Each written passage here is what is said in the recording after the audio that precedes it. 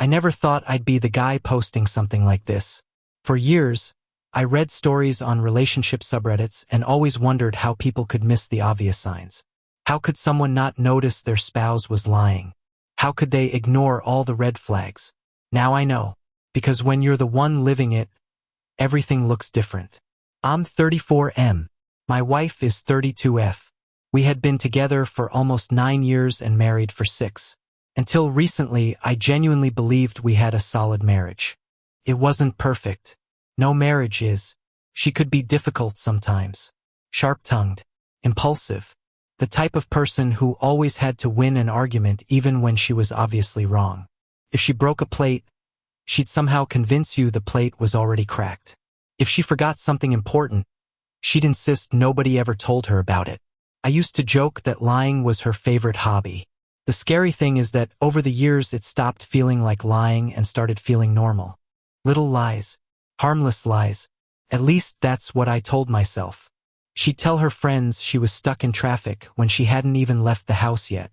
She'd tell her boss she was sick while sitting on the couch watching Netflix. She'd tell her parents she loved a gift they bought when she'd spend an hour making fun of it afterward. Nothing huge. Just constant. Like breathing. Every now and then I'd call her out. She'd laugh. Everybody lies. That was always her answer. Everybody lies. I should have paid more attention to how casually she said that. Looking back, maybe the problem started about a year ago. That's when things began changing. Small things at first. She became obsessed with her phone. Not in the normal way. I mean weirdly obsessed. If she went to the bathroom, the phone went with her. If she took a shower, the phone sat on the counter where she could see it through the glass. At night, she'd flip it upside down. Notifications were suddenly hidden. Passwords changed. When I asked about it, she'd immediately become defensive. You don't trust me? That question became her favorite weapon. And every time she used it, I felt guilty for even asking. Around the same time, she started working late. A lot. Her company had apparently begun a major project. At least that's what she told me. Some nights she'd come home at 9 p.m., sometimes 10. Once almost midnight. She always had explanations ready before I even asked. Traffic. Meetings. Deadlines. Client emergencies. The stories never stopped. One thing I noticed was that details kept changing. One week she'd say she was working with a female manager. The next week she'd mention a male supervisor handling the same project. When I pointed out the inconsistency, she acted like I was crazy. No, I never said that. I distinctly remembered she had. But somehow every conversation ended with me questioning my own memory. The gaslighting was so subtle I didn't even recognize it at the time. Then something happened that should have set off alarms immediately.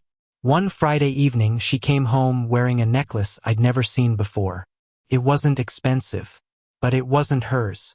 I knew that because she owned maybe 5 pieces of jewelry and wore the same 2 all the time. I asked where it came from. Without hesitation she said she bought it herself. Case closed. Except 2 weeks later her story changed. Suddenly it was a gift from a coworker. A group birthday gift. Then a month later she claimed her sister gave it to her. 3 different stories. Same necklace. When I brought it up, she exploded. Not annoyed. Not defensive. Exploded. She accused me of interrogating her. Controlling her. Trying to start fights. By the end of the argument, I actually apologized. I apologized for asking about a necklace. That's how twisted things had become. But despite everything, I still trusted her. Or maybe I trusted the version of her I wanted to believe existed. The version I'd built in my head over 9 years. The version that wouldn't destroy our marriage. The version that wouldn't look me in the eye and lie. Then came the night that changed everything. I didn't know it yet, but it was the beginning of the end. And it started with a phone call she wasn't supposed to receive while I was standing right next to her. The phone call happened on a Tuesday night. Nothing special about the day. I got home from work around 6 p.m. My wife was already there, sitting on the couch scrolling through her phone. She barely looked up when I walked in. That wasn't unusual anymore. We ate dinner mostly in silence. I remember trying to tell her a story about something stupid that happened at work. Halfway through, I realized she wasn't listening. She was staring at her screen. Again, I stopped talking. She didn't even notice. A few minutes later, her phone rang. The moment she saw the screen, her entire body changed. I know that sounds dramatic, but it's true. Her shoulders tensed. Her eyes widened. For a split second, she looked terrified. Then she stood up so quickly she almost knocked over her chair. I need to take this.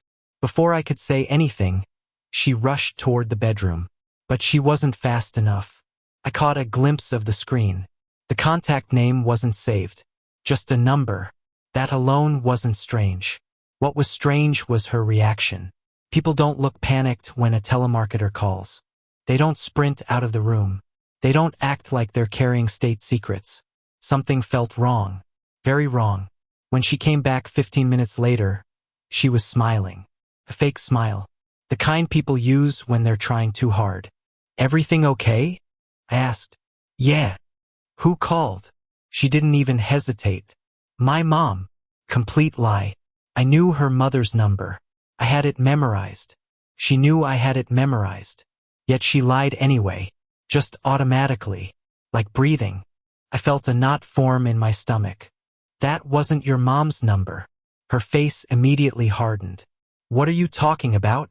That wasn't her number. You barely saw the screen. I saw enough. Then came the familiar pattern. The same one I'd seen 100 times before. Deflect. Tech. Blame. You seriously checked my phone? I glanced at it. That's creepy. It's not creepy. You were standing right in front of me. Why are you acting so paranoid lately? Paranoid. That word. I started hearing it constantly. Every question I asked made me paranoid. Every inconsistency I noticed made me paranoid. Every lie I caught somehow became my fault. The argument lasted nearly an hour. By the end, I wasn't even talking about the phone call anymore. We were arguing about trust, about privacy, about whether I respected her enough. It was honestly impressive how she managed to redirect every conversation. The next morning, I woke up feeling guilty. Again, I hated that. Deep down, I knew something wasn't right, yet somehow I always ended up apologizing.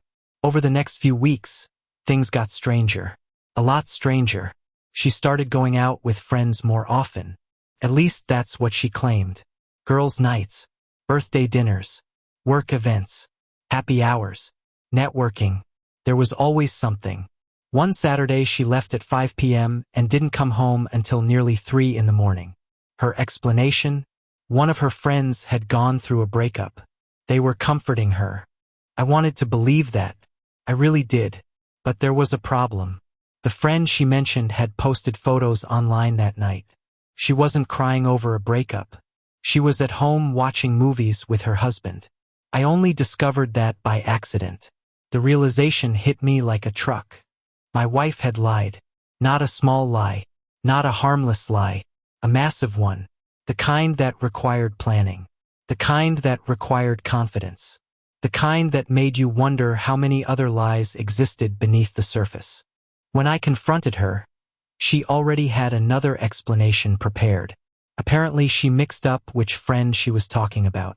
Then it became a different friend. Then a coworker. Then she couldn't remember. The story changed 4 times in 10 minutes. I started writing things down after that.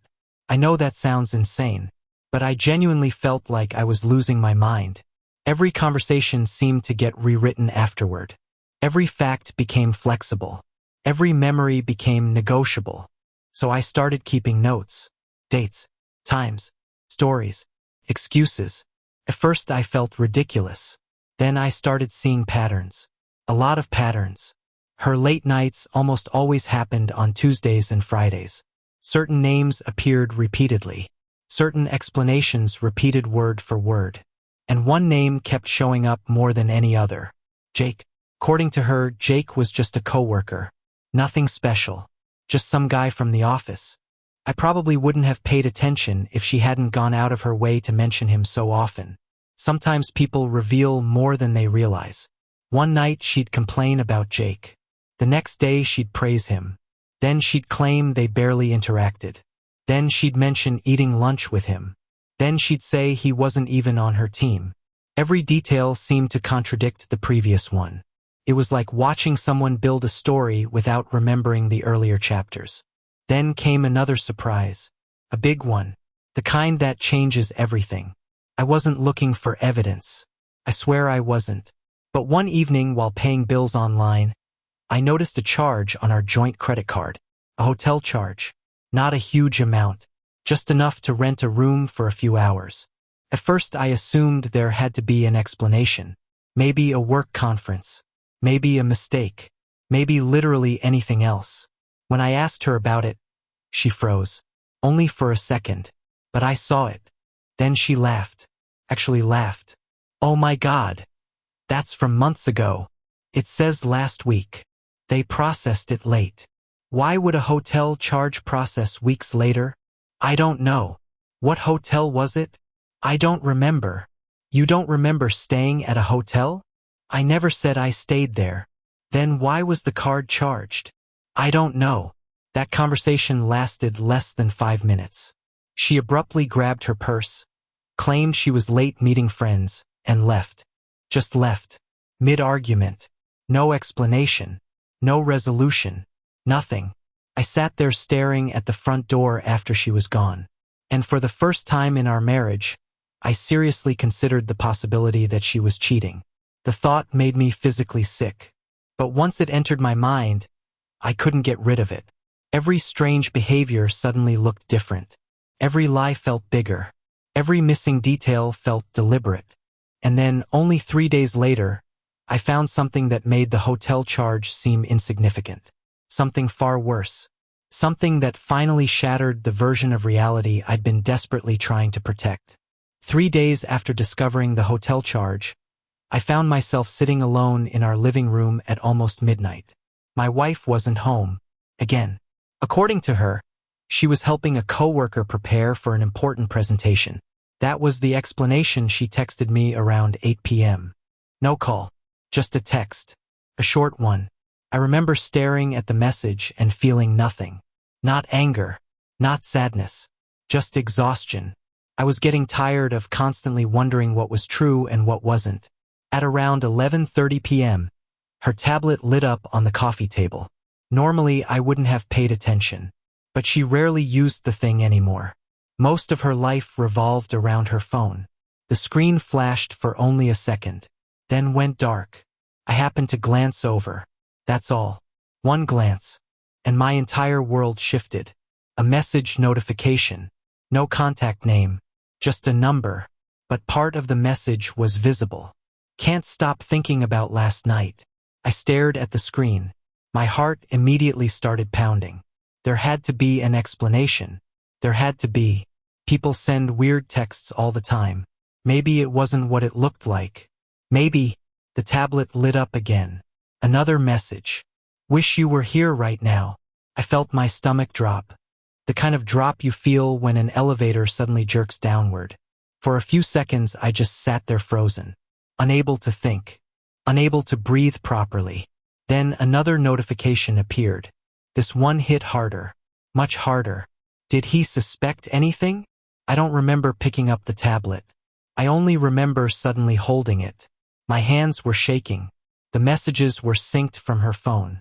Apparently she had forgotten to disable that feature. For months she'd protected her phone like it contained classified government secrets. Meanwhile, the tablet had been sitting in our house the entire time.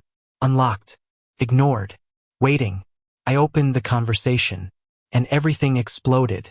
Hundreds of messages. Not dozens. Hundreds. Maybe more. Weeks. Possibly months. I scrolled. And scrolled. And scrolled. The sender was Jake. The same coworker I'd heard about over and over. The same guy she claimed wasn't important. The same guy she supposedly barely interacted with. The messages told a completely different story. Inside jokes. Nicknames. Flirting. Photos. Plans. Hotel reservations. Excuses. Lies. So many lies. Every explanation she'd given me suddenly appeared in text form. Almost like a script. One message from Jake read, "Tuesday works. Just tell him you're staying late again." Another, Your husband actually believes all this? Then her reply, the reply that I don't think I'll ever forget. He's easy to manipulate. I read it 5 times, maybe 10. I kept hoping I'd misunderstood. Maybe there was context. Maybe she meant something else. But there wasn't. The words stayed exactly the same. He's easy to manipulate. 9 years together. 6 years married. And that's how she described me. I don't know how long I sat there reading. An hour maybe. Possibly longer. The messages got worse the deeper I went. Far worse. I discovered the hotel charge. Not one hotel. Multiple hotels. Different dates. Different excuses. Girls' nights. Work emergencies. Family visits. Every single one had been a lie. The birthday dinner. The networking event. The sick coworker. The emergency meeting. All fake. Every one. The affair had apparently been going on for at least 8 months. 8 months. While sleeping beside me every night. While telling me she loved me. While discussing vacations. While talking about having children someday. 8 months. I felt numb. Completely numb.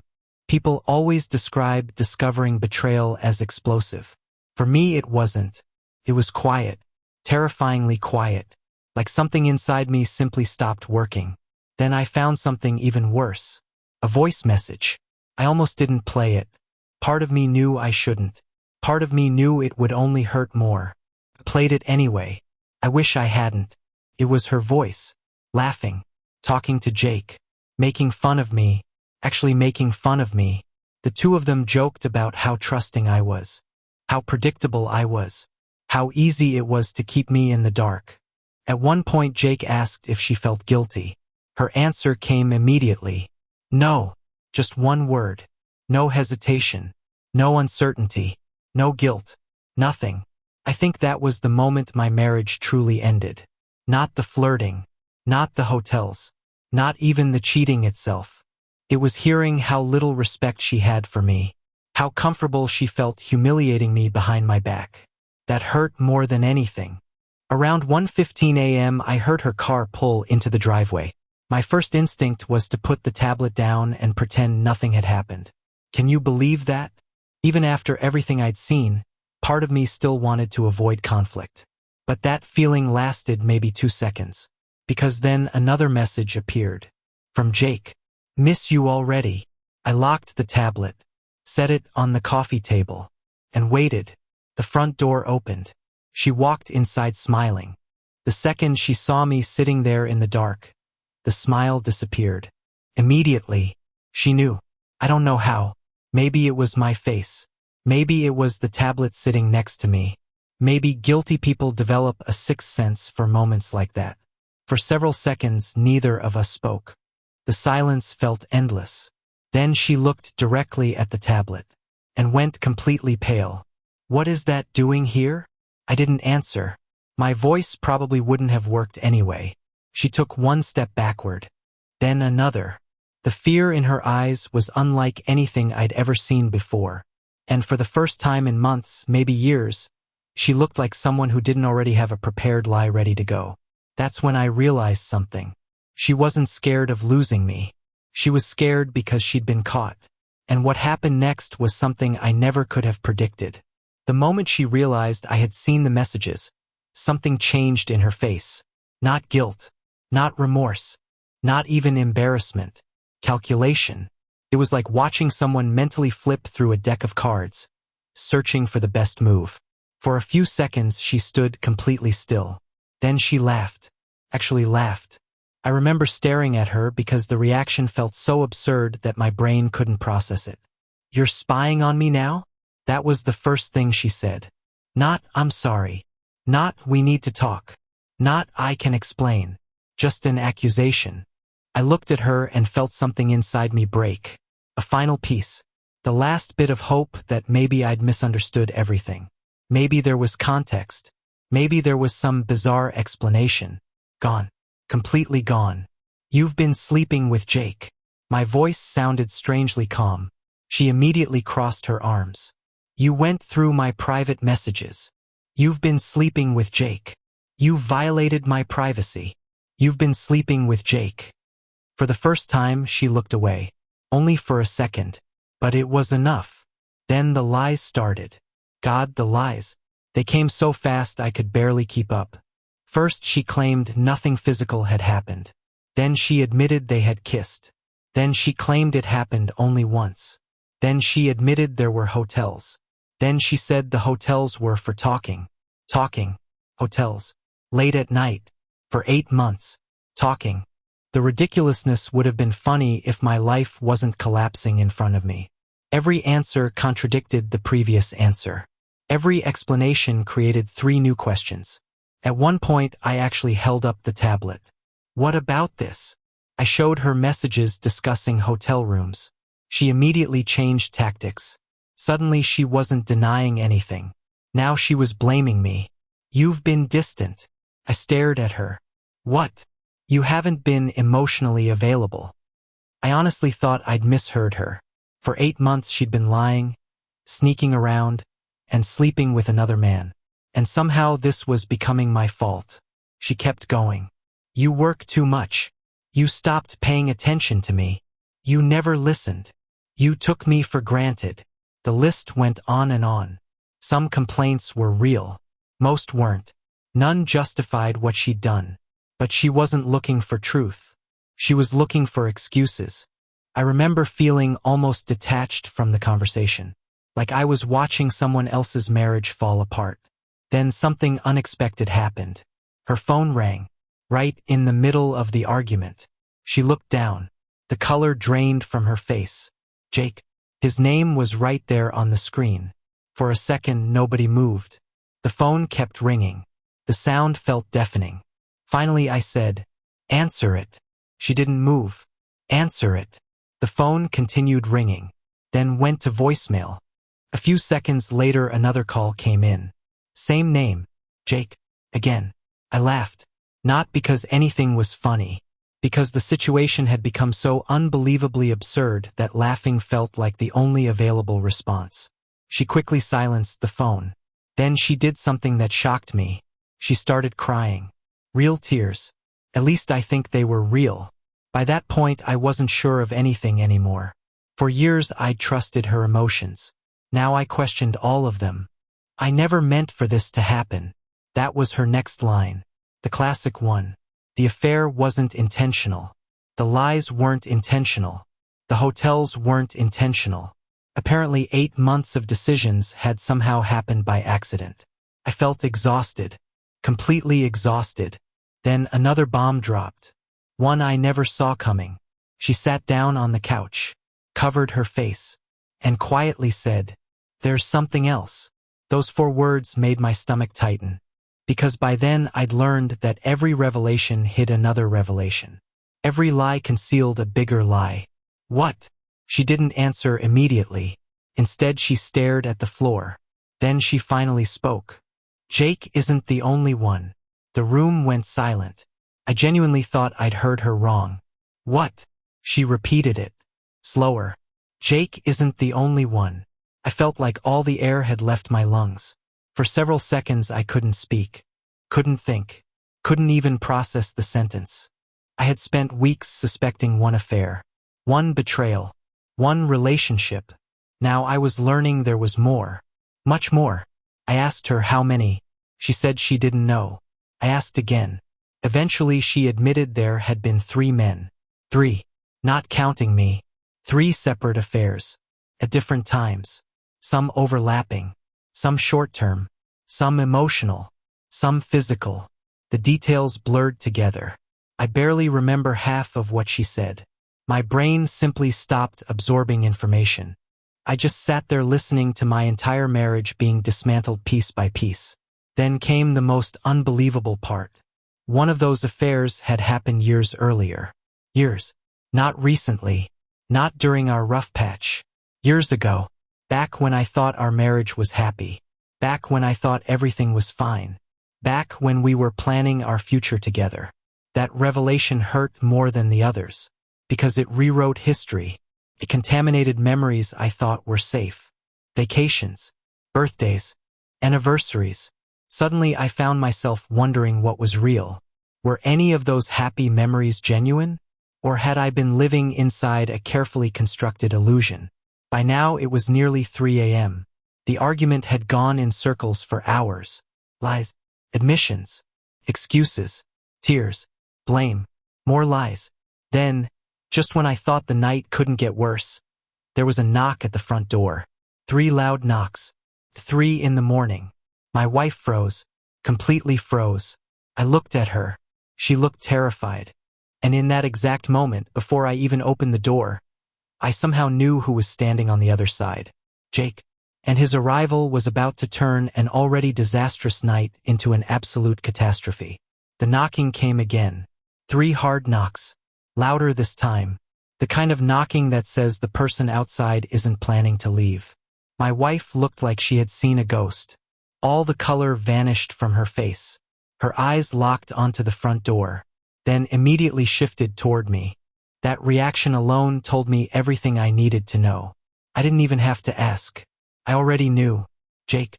It had to be. The silence stretched for several seconds. Then another knock. My wife suddenly stood up. Don't answer it. Those were the first words out of her mouth. Not, I think I know who it is. Not, let me explain. Just, don't answer it. I laughed. A short, bitter laugh. You've got to be kidding. She took a step toward me. Please. That was new. She almost never said please. Not sincerely. Not when she wasn't trying to get something. The knocking continued. My heart was pounding so hard I could feel it in my neck. Part of me wanted to ignore the door. Part of me wanted whoever was outside to disappear. But another part, the part that had spent months being lied to, wanted answers. I walked toward the entrance. My wife grabbed my arm. Actually grabbed it. Don't. Pulled away. Opened the door. And there he was. Jake. For a second neither of us spoke. He looked younger than I expected. Mid-30s maybe. Expensive jacket. Confident posture. The kind of guy who clearly spent a lot of time thinking he was the smartest person in every room. At least that confidence lasted until he saw me. The moment our eyes met, something changed. Confusion. Then realization. Then panic. His expression practically said, "Oh shit." Apparently he hadn't expected me to answer. Behind me, my wife whispered, "Jake." His eyes immediately shifted toward her. And that's when I noticed something. He looked nervous. Really nervous. Not because he'd been caught sleeping with a married woman. Because something else was wrong. Something I didn't understand yet. The 3 of us stood there in awkward silence. Finally I spoke. "You picked a hell of a time to visit." Jake swallowed. Hard. Then he looked directly at my wife. Not at me. Her. "What didn't you tell him?" The question caught me off guard. My wife looked horrified. Genuinely horrified. Jake asked again. "What didn't you tell him?" I turned toward her. "What is he talking about?" She didn't answer. My stomach immediately tightened, because I was starting to recognize a pattern. Every time I thought I'd reached the bottom of the lies, I discovered another layer. Jake stepped inside. Uninvited. The confidence he'd shown at the door was gone now. He looked angry, confused, and surprisingly betrayed, which was ridiculous considering the circumstances. Then he dropped a bombshell. "I just found out tonight she's been lying to me too." For a second I thought he was joking. I actually laughed. A real laugh this time, because the absurdity was unbelievable. The woman who had spent years lying to me had apparently been lying to her affair partner as well. Neither of us knew what to say. Jake looked at me, then at her, then back at me. "You know we're not exclusive, right?" The room went completely silent. I slowly turned toward my wife. She looked like she wanted the floor to open beneath her. "What?" Jake rubbed his forehead. "I thought she told you." My wife immediately jumped in. "Jake, stop." But he was already talking. Apparently Jake had discovered earlier that evening that my wife was involved with yet another man.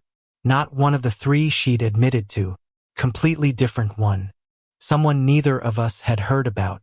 4th man. Possibly a 5th depending on how you counted things. At that point the numbers barely mattered. I remember staring at her in disbelief. She couldn't even keep her own lies organized anymore. Everything was collapsing too fast. Jake kept talking. The words poured out of him. Months of deception. Different stories. Different promises. Different versions of reality she had sold to different people. The craziest part? She had apparently told Jake our marriage was basically over. According to her, we were separated. Living together temporarily. Just waiting for paperwork. Complete fiction. I had never heard any of that before. Jake genuinely believed I was practically her ex-husband. Meanwhile, she was telling me Jake was just a co-worker. The amount of manipulation involved was staggering. For the first time all night, I wasn't even angry. I was stunned. Completely stunned. How long had she been managing all these lies? How many separate realities had she created? Then Jake said something that made my blood run cold. There might be a bigger problem. My wife immediately yelled, "Stop!" The panic in her voice was instant, raw, desperate. The kind of panic that only appears when someone is terrified a secret is about to come out. Jake ignored her and looked directly at me. "Have you checked your finances recently?" My heart skipped. "What?" "The joint accounts." I felt a knot form in my stomach. "What are you talking about?" Jake hesitated. For the first time all night, he looked uncomfortable. Then he said, "Because she's been borrowing money." The room started spinning. My wife stood up so fast she knocked over a chair. "Enough!" Jake didn't stop. Apparently she'd borrowed money from him. A lot of money. Thousands. She claimed she needed help with legal fees, bills, emergency expenses. Different excuses every time. The problem? None of those things existed, which raised a terrifying question. If she was taking money from Jake, if she was lying to him, if she was lying to me, then where the hell was all that money going? I suddenly remembered several strange withdrawals from our accounts over the past year. Small enough to avoid attention, large enough to matter. At the time, I'd accepted her explanations. Now I wasn't so sure. My wife looked trapped, cornered. Every lie was colliding with every other lie. The entire structure she'd built was collapsing in real time. Then her phone buzzed. A text message. She glanced down and immediately went pale, even paler than before. I saw her hands start shaking.